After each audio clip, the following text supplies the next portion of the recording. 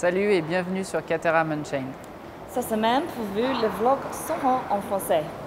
Et ça, c'est super pour moi.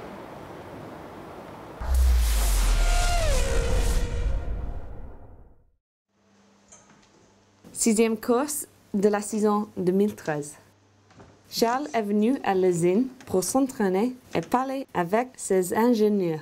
Ils nous ont dit un peu plus sur le Grand Prix de Monaco. Monaco, c'est une super course. C'est la première course en ville de l'année. Donc je pense que tout le monde l'attend avec beaucoup d'impatience. C'est une course qui est pas facile. Parce que tous les circuits en ville sont très difficiles, les murs sont proches, donc on a le droit de faire aucune erreur.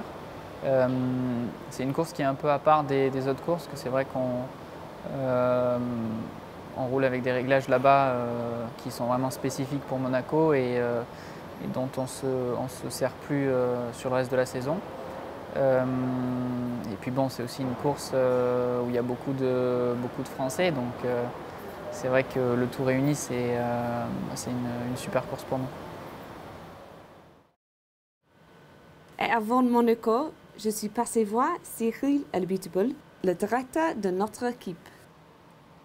On est le 13 mai en Angleterre, il fait 5 degrés, mais la bonne nouvelle de la journée, c'est qu'on lance un vidéoblog en français. Alors, un vidéoblog, on va raconter un petit peu la vie de l'écurie. La vie de l'écurie, on revient de Barcelone. C'était une grosse course pour nous, puisque c'était la course où on amenait la deuxième partie de notre upgrade, un mot anglais. J'espère que j'ai le droit de dire des mots anglais quand même.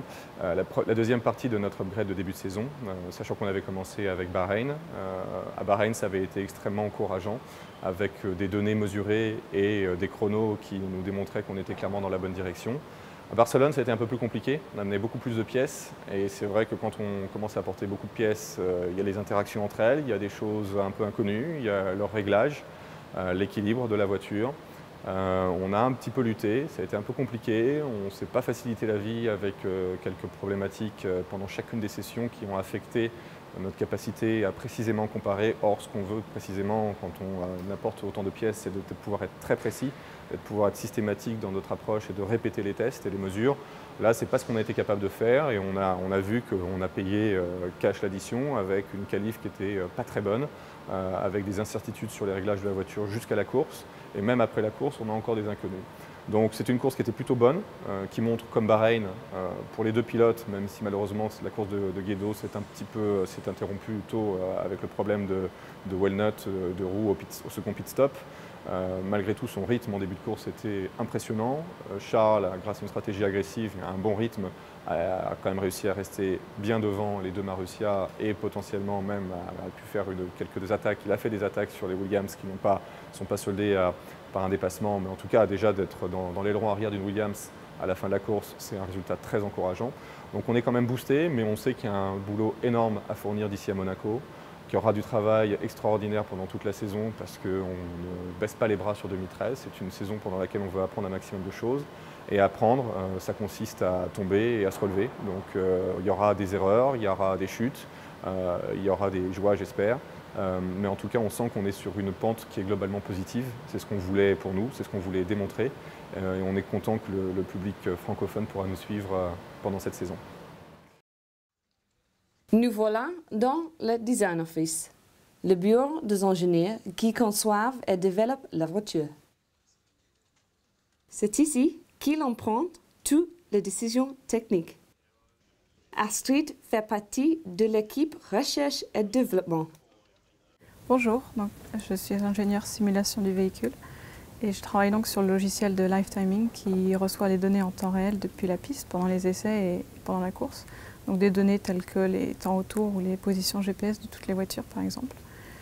Je travaille aussi plus particulièrement sur le module de stratégie de course qui nous permet de stimuler en direct des stratégies de pneus et donc d'arrêt au stand au fur et à mesure que la course évolue. Donc travailler sur ces logiciels, c'est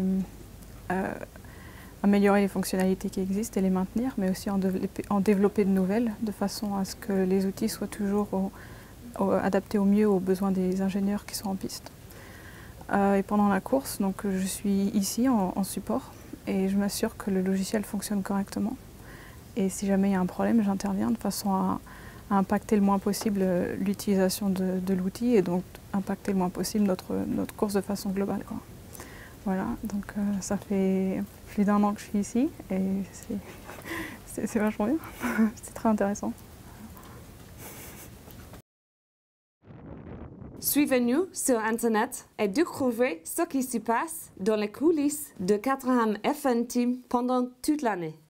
Et souvenez-vous pour suivre toute l'actualité, cliquez le bouton j'aime, ajoutez vos commentaires et abonnez-vous.